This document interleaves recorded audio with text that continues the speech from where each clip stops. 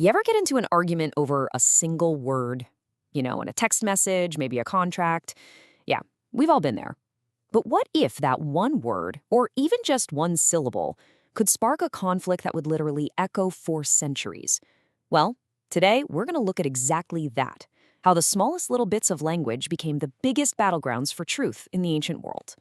So take a look at these two phrases, with the Holy Ghost and in the Holy Ghost. Now to you and me, they sound almost exactly the same, right? But back in the 4th century, for a brilliant thinker named Basil the Great, the difference between these two tiny little words, well, it was enough to get him accused of heresy. So, what was really going on here? I mean, was this just some petty squabble over grammar? Or was it something way, way deeper? A fight for the very nature of truth itself? Why would one little preposition cause such a massive uproar? Okay, let's dive in and figure this out. To really get this debate, first we have to understand the world Basil was living in. It wasn't simple. He wasn't just dealing with one type of person. He was navigating a world filled with both genuine scholars and, argumentative trolls. And this is where it gets really interesting, because Basil basically broke his audience into two groups. On one side, you've got the sincere seeker. This is someone like his friend Amphilochius, who asks questions to actually find the truth, to use knowledge as a remedy for ignorance. But then you have the captious listener. These were the people who argued just for the sake of arguing, hiding their points like a hunter's snare, not to learn, but just to pick a fight. And that distinction is absolutely crucial because it shows us that for Basil, this wasn't some academic game. It was a serious quest for truth with people who genuinely cared about the answers. So, how in the world did Basil defend himself? Well, he started with a pretty radical idea for his time. That the path to ultimate divine knowledge doesn't start with some grand vision. Nope, it starts with the smallest, most basic units of meaning you can imagine. Just look at this chain of logic. It's incredible. For Basil, the ultimate goal in life was to be made like God. Okay, great. But how do you do that? Well, you need knowledge. And where does knowledge come from? It comes from lessons. Lessons are made of speech, and speech is made of, you guessed it, syllables. So if you want to reach the divine, you literally can't ignore the atomic units of language.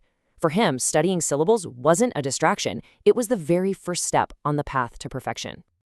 And to prove his point, he gives this amazing example. Yea and nay. Just two simple syllables. But he argued, inside yea, you find the best of all good things, truth. And in nay, well, that's where you find the opposite, a lie. All of that moral weight, all of that power is packed into just one or two simple sounds. And look, this wasn't just some personal theory he cooked up. He was tapping into a really deep tradition of being precise with texts. This famous verse here highlights that not even the smallest punctuation mark, a jot or a tittle, of a sacred text should ever be ignored. For people like Basil, every single tiny piece of the puzzle mattered immensely. This really just illustrates his whole argument perfectly with a simple metaphor. Basil actually compared these tiny, seemingly insignificant syllables to mustard seeds. Yeah, they might be the smallest of all seeds, but when you really cultivate them and understand the power that's locked inside, well, they can grow into something absolutely immense. Of course, Basil was no fool. He knew that this intense focus on tiny little details would get him laughed at. He was totally ready for the critics who were going to accuse him of wasting everyone's time on, pointless little things. And that's exactly the question they asked him. It's probably the same one we'd ask today, right? Is this really a good use of anyone's time? Aren't you just getting lost in the weeds here? A pointless subtlety about syllables? But Basil's response, it was just perfect. It was defiant. It was confident. He basically said, go ahead and laugh, but your laughter's fruitless. It produces nothing. He flat out refused to be shamed or discouraged because he was convinced that the hard work of digging for truth, no matter how small the details seemed, was a far greater prize than just avoiding being made fun of. Okay, so now that we get why every single syllable was so important to him, we can finally go back and solve the mystery we started with, that big battle over the words in and with. All right, so just to recap the problem, when Basil was leading prayer, he would use both versions of this doxology, which is just a short hymn of praise. His critics totally jumped on this, accusing him of using words that were not only new and weird, but that actually contradicted each other. And here it is. Here's the solution.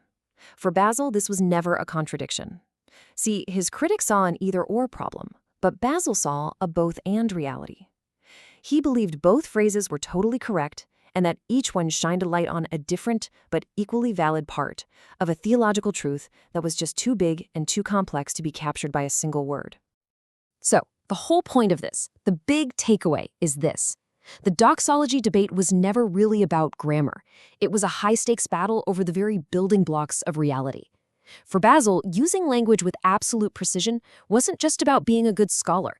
It was a sacred duty to protect the definition of truth itself. And that leaves us with a pretty fascinating thought, doesn't it? Basil the Great fought a war over syllables because he was convinced that the smallest parts contained the whole. It really makes you wonder, what's the tiny detail, the single word, the overlooked variable in your own life or your own work that if you just looked at it closely enough, might hold a much, much bigger truth?